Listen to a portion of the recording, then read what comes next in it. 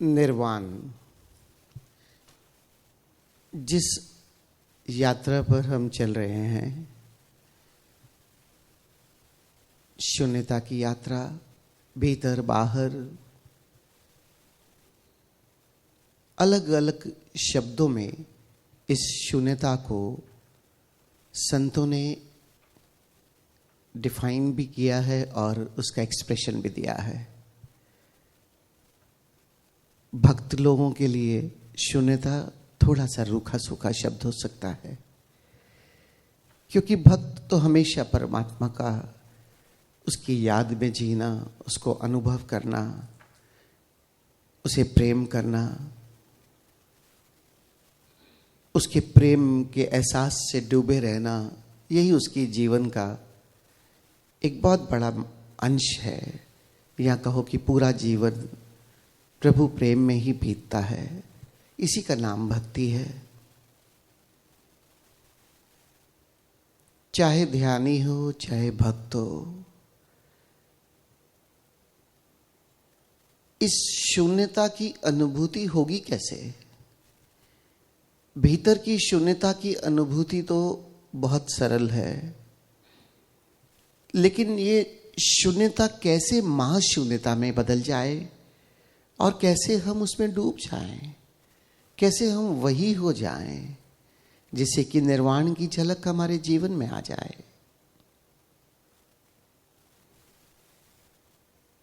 क्योंकि जब तक इस बात को हम समझेंगे नहीं, तब तक अनुभूतियां थोड़ी कठिन भी होती हैं, और अगर हो भी जाएं तो उसे जीवन में ढालना बहुत मुश्किल हो जाता है।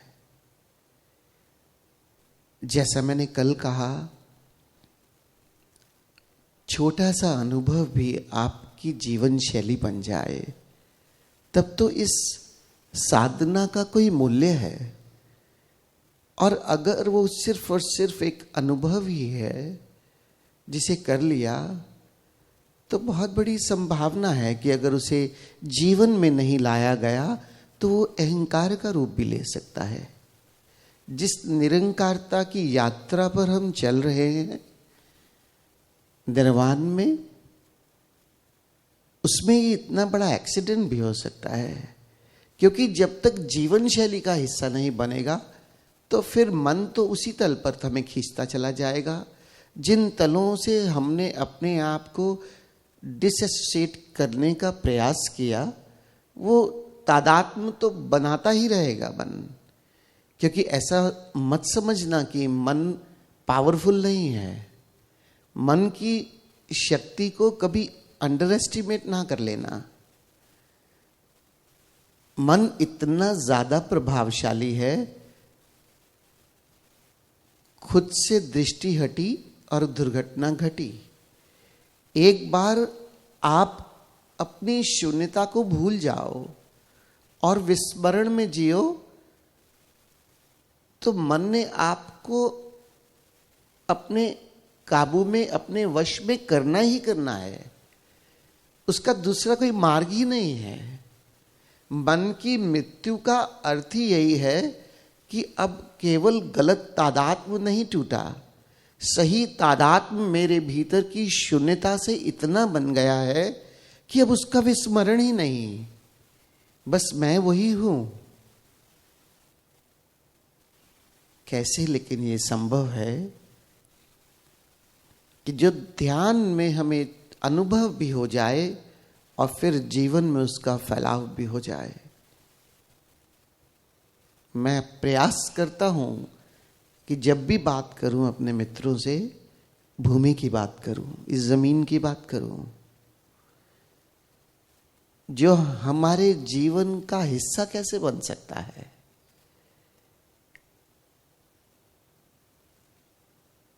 जब तक बिना ध्यान के क्षणों के अपने साधारण जीवन शैली में जिस शून्यता को हमने महाशून्यता का अनुभव बनाना है, इसका अर्थ क्या है कि ये जो महाशून्यता है, मतलब भीतर और बाहर का कोई भेद नहीं शून्यता में। बस जब केवल एक शून्यता बचती है, जो केवल भीतर तक सीमित नहीं है, वो महाशून्यता है और वो प्रभु का रूप भी है। तो क्या जिस आकाश से हम घिरे हुए हैं, उस आकाश को हम बिना ध्यान के क्षणों में भी महसूस करते हुए बीच बीच में उसको परमात्मा की अनुभूति का डिफाइन या परिभाषा दे सकते हैं कि जो आकाश है जिसने हम सबको घेरे हुए है, ये आकाश परमात्मा है, केवल भीतर ही नहीं बाहर भी वही है। क्या साधारण जीवन जीते हुए भी हमें बीच बीच में ये ख्याल, ये स्मरण हो सकता है कि मैं इस परमात्मा से घिरा हूँ, और मैं ही क्यों, हम सब इस परमात्मा से घिरे हैं।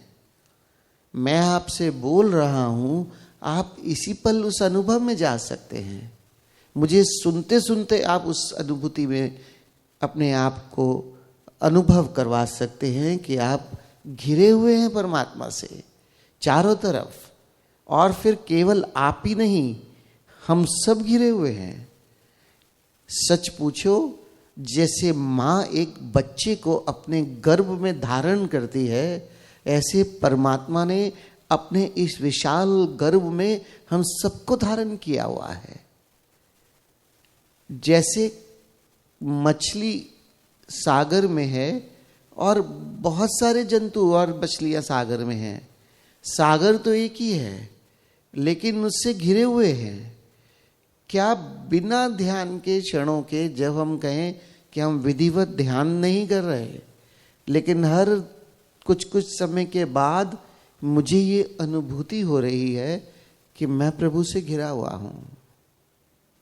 ये अनुभव में जब हम दिन में बीच बीच पे जीना शुरू करेंगे, तब संभावना है कि जब हम ध्यान में अपने भीतर उस शून्यता से महाशून्यता का अनुभव करना चाहते हैं, वो सरलता से हमें अनुभूति हो सकती है। क्योंकि केवल 1-1.5 घंटे का प्रयास काफी नहीं है। जब मेरी जीवन शैली वैसी हो जाएगी तो मुझे स्वतः सरलता और सहजता से उस अनुभव में जाने में कोई कठिनाई नहीं होगी। इसलिए ओशो ने कहा कि 1 से 1.5 घंटा ध्यान करो, वो बाकी 22-23 घंटों में फैल जाएगा। लेकिन कैसे फैलेगा? कि तो हम फैलाएंगे तो फैलेगा। जिसको हमने अनुभव किया उस शून्यता को, उस परमात्मा को कितनी बार, और फिर केवल इतना ही नहीं, मैं ही प्रभु से घिरा हुआ नहीं हूं। अगर हम सब प्रभु से घिरे हुए हैं, सबके भीतर वही भगवत्ता, वही प्रभुता है, तो क्या हम किसी से व्यवहार करेंगे जब, उस समय कैसा व्यवहार करोगे? ये वह मुझे समझाने की जरूरत नहीं होनी चाहिए। जब उस अनुभूति में जी रहे हो तो उसी से तो बाहर आओगे। जब उस अनुभूति में बीच बीच में जियोगे कि हम सब उस प्रभु के गर्भ में, प्रभु ने हमें धारण किया हुआ है और हम सब के भीतर वही चेतना है, तो एक चेतना दूसरी चेतना से इंटरैक्ट कैसे करेगी? लेकिन मुसीबत तो ये है कि पहले तो हम इस अनुभूतियों में ही नहीं जाना चाहते, समय नहीं है, प्रायोरिटी नहीं देते। सुनना चाहते हैं, सुनने में बहुत सरल है, हम सब वही हैं, हम सब के भीतर वही आत्मा है। लेकिन क्या सुनने से ट्रांसफॉर्मेशन हो सकता है? चलो फिर कुछ मित्रों ने प्रयास किया कि अपने भीतर उस प्रभुता की, उस शून्यता की अनुभूति की जाए। तो जो अपने भीतर झलक मिली उसे जीवन का हिस्सा ही नहीं बनाया, और अगर जीवन का हिस्सा नहीं बनाया तो फिर रूपांतरण कहाँ से आएगा? ट्रांसफॉर्मेशन कैसे होगी? ओशो की सारी देशना जीवन को रूपांतरित करने के केंद्रित में है। अगर जीवन रूपांतरित नहीं है, अगर हमारी जीवन शैली में कोई बदलाव नहीं है, तो ये समय भी व्यर्थ मत करना। ये भी अहंकार का ही हिस्सा हो जाएगा। माना अहंकार स्थूल रूप में नहीं होगा, लेकिन ये सूक्ष्म तलों पर हमें पकड़ लेगा। हमसे बड़ा ध्यानी कौन? हम तो उस प्रभु के ध्यान में हर रोज जाते हैं, हम तो उसे हर रोज अनुभव करते हैं। अरे क्या आनंद आता है। शब्द है, थोथे शब्द, इसमें उलझ मत जाना और खो भी मत जाना और इस धोखे में भी मत आना, क्योंकि एक ध्यानी का अहंकार एक संसारी के अहंकार से 10 गुना ज्यादा खतरनाक है।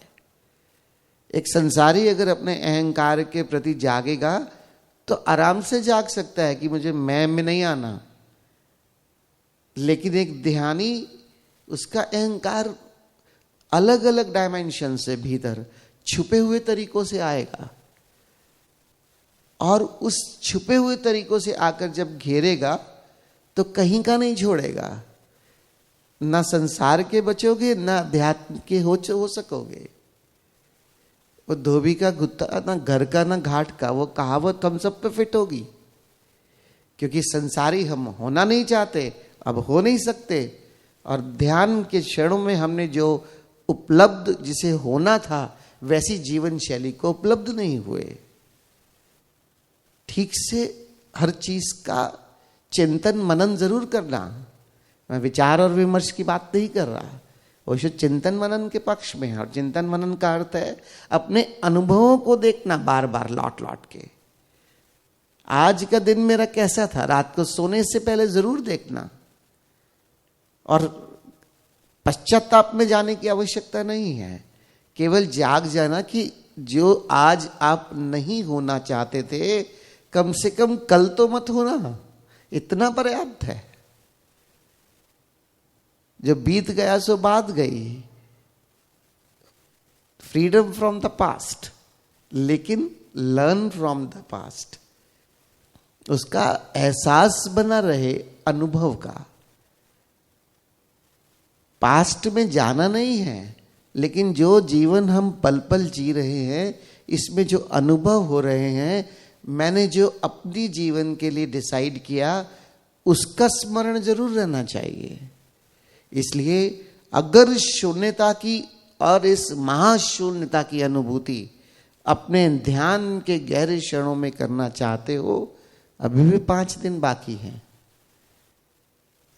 सिर्फ सत्रों में नहीं, सत्रों के बीच के समय भी उस शून्यता को साधो, इस परमात्मा से घिरे हुए हो।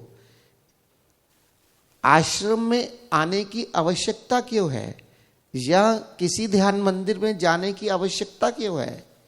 ध्यान तो घर बैठे भी हो सकता है। आपने एक बार सीख लिया, आप हर रोज सुबह अपने जीवन को उस तरह से डाल सकते हो।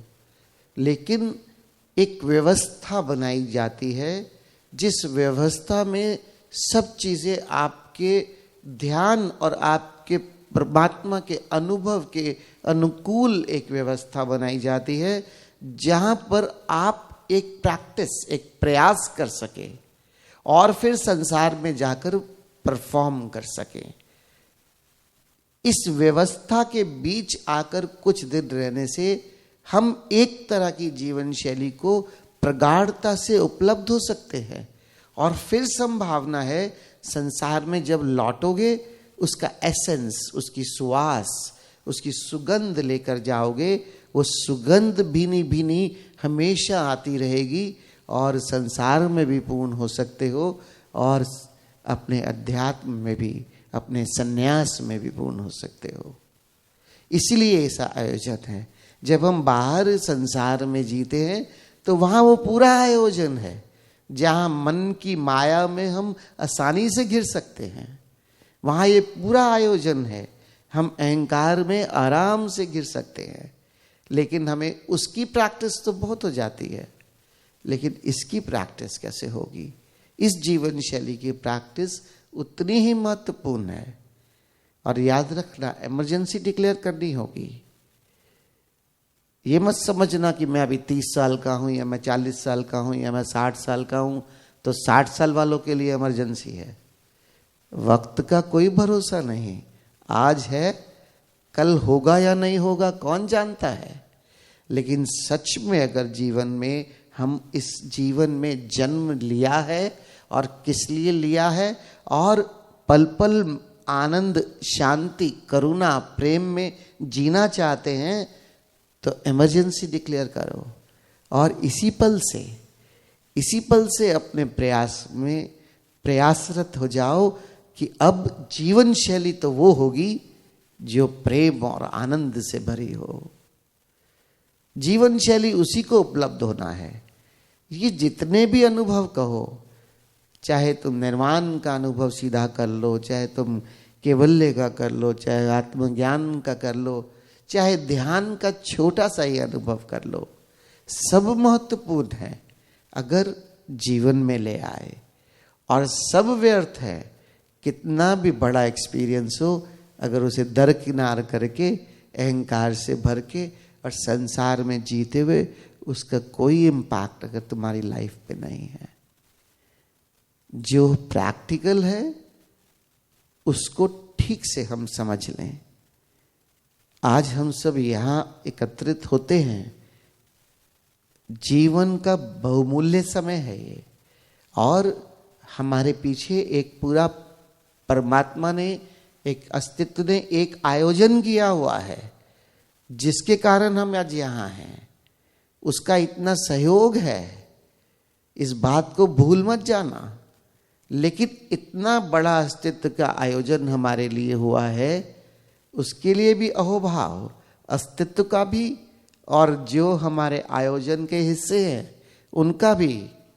लेकिन बहुमूल्य और महत्वपूर्ण है कि आज मैं यहाँ हूँ तो किस लिए, और यहाँ पर क्या करने आया हूँ, क्यों ऐसा समय निकाल के आया हूँ, और क्या लेकर जाऊंगा इन 6 दिनों में। ये बिल्कुल भूलना मत, क्योंकि जो जीवन हमारे पास है उससे बहुमूल्य कोई जीवन नहीं है। इसलिए उस शून्यता को अपने भीतर और बाहर चारों तरफ बीच बीच में इन 6 दिनों में अनुभव करते चले जाना। रात को जब सोना ऐसे मत सो जाना, ऐसे सोना कि वाकई ही मैं प्रभु के गर्भ में हूं और उस परमात्मा ने मुझे घेरा हुआ है। आज ऐसे सोकर देखना रात को, और फिर देखना कि नींद की क्वालिटी कैसी होती है, और सुबह जागते ही आपके जीवन की क्वालिटी कैसे होती है। फिर वो मल्टीप्लाई होने लगेगी। हर क्षण जो ऐसा जियोगे वो मल्टीप्लाई करेगा 10 गुना में, और हर क्षण जो अहंकार और मन के तल पे जियोगे वो भी मल्टीप्लाई करेगा 10 गुना में। इसलिए चॉइस आपकी है, यहाँ के अनुभूतियों को अपने जीवन में लाना और किसको मल्टीप्लाई करना चाहते हो। ओशो स्पष्ट कहते हैं, जिसको ऊर्जा दोगे वो मल्टीप्लाई होगा। अगर ध्यान में विचार ही विचार को उससे लड़ते रहोगे, उसी को ऊर्जा दोगे तो विचार ही मल्टीप्लाई होंगे। अगर ध्यान में 2 पल भी भीतर शून्यता की अनुभूति हुई है, उसको अनुभव करोगे, उसी को जीना चाहोगे, वही मल्टीप्लाई कर जाएगा। और कुछ भी चमत्कार नहीं होने वाला यहाँ पे, हमारे करने से होगा। और प्रभु का पूरा सहयोग है, इस अस्तित्व का पूरा सहयोग है। नहीं होता तो आज इतनी बड़ी दुनिया में हम थोड़े से लोग यहाँ पर इस अनुभव करने के लिए एकत्रित नहीं होते। 1000 कारण हो सकते थे हमारे यहाँ ना आने के, 1000 कारण हो सकते थे कि हम यहाँ पर कोई आयोजन ही ना कर पाए, 1000 कारण हो सकते थे कि करने वाले ही, कराने वाले ही ना हो।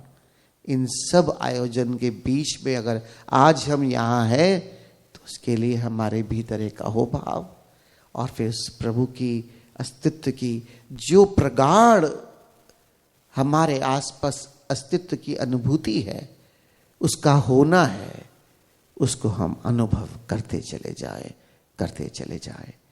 तो बीच बीच में ध्यान के सत्रों के बीच में भी, या एक बार भी सुबह ध्यान करो, घर जाकर भी, तो ध्यान का जो अनुभव है उसे स्वयं ही प्रयास करते हुए पूरे दिन भर फैलाना। और फिर देखो अगले दिन जब ध्यान में जाओगे उसी का इम्पैक्ट ध्यान में भी पड़ेगा, क्योंकि जैसी हमारी मनस्थिति होती है वैसे ही हमारा ध्यान में प्रवेश होना सरल या मुश्किल हो जाता है। अगर मनस्थिति शांत और आनंदित हमने एक दिन में बिताई तो अगले दिन सरलता से ध्यान में आराम से डूब भी जाओगे और उसमें खो भी जाओगे, उस पर लीन हो जाओगे। और अगर मनस्थिति में स्ट्रेस है, मनस्थिति तनाव से भरी है, तो अगले दिन सुबह करते रहना डायनामिक फिर, और डायनामिक करके सिर्फ साक्षी तक जा सकोगे। अपने भीतर शून्यता में डूबना सरल नहीं होगा, ऐसा मेरा अनुभव है।